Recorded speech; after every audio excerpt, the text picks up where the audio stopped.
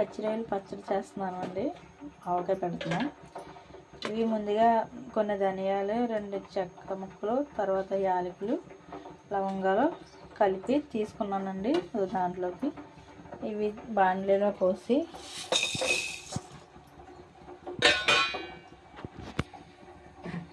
లైట్గా deep fry చేసుకోవాలండి. ఇవి వేగిపోయిన తర్వాత కేజీ రొయ్యలకి తీసుకున్నానండి. ఇవి శుభ్రంగా చేసేసి తొక్క తీసుకొని కడిగేసుకొని పక్కన పెట్టుకున్నాను. ఈ లోపల అవి ఫ్రై చేస్తున్నాం కదండి, డీప్ ఫ్రై అవ్వాలి. ఇవి వేగిపోయినాయండి. ఇవి పక్కా తీసేసుకొని మిక్సీ పట్టుకోవాలి. ఇప్పుడు ఇవి కేజీ రొయ్యలు తీసుకున్నాం కదండి, 1/2 కేజీ రొయ్యలు అవినాయండి. ఇవి పోసేస్తున్నాను. ఇప్పుడు కొంచెం పసుపు, కొంచెం సాల్ట్ వేసుకున్నామండి. వేసుకున్నాక ఇవి నీరు వచ్చేస్తాయి కదండి, ఇవి నీరు పోయేదాకా కొంచెం గ్యాస్ మీద వేసి చేసుకోవాలి.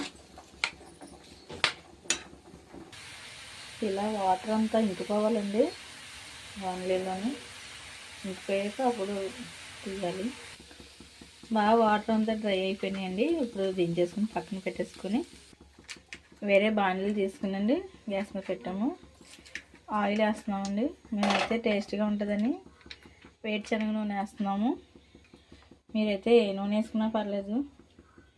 ఒక 1/2 కేజీ నూనెకి వేసుకోవాలి. Oil heat ఎక్కిపోయిందండి. ఆయిల్ ఇప్పుడు రొయ్యలు వేస్తున్నాను.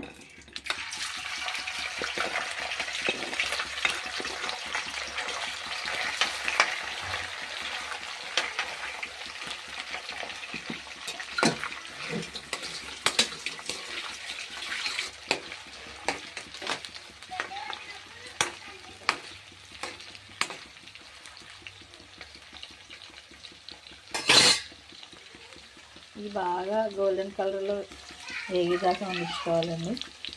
బాగా డీప్ ఫ్రై అవుతున్నప్పుడు గోల్డెన్ కలర్లో వచ్చేదాకా కూడా వేగనివ్వాలండి. రొయ్యలు గోల్డెన్ కలర్లోకి వచ్చేసినాయండి. ఇప్పుడు దీంట్లో కారం వండించుకోవాలి. ఇవి పక్కా తీసుకుంటున్నామండి రొయ్యలు. ఇప్పుడు రొయ్యలు పక్కా తీసుకొని ఇప్పుడు కొద్దిగా అల్లం పేస్ట్ వేసుకోవాలండి. 2 స్పూన్ల అల్లం పేస్ట్ వేసుకొని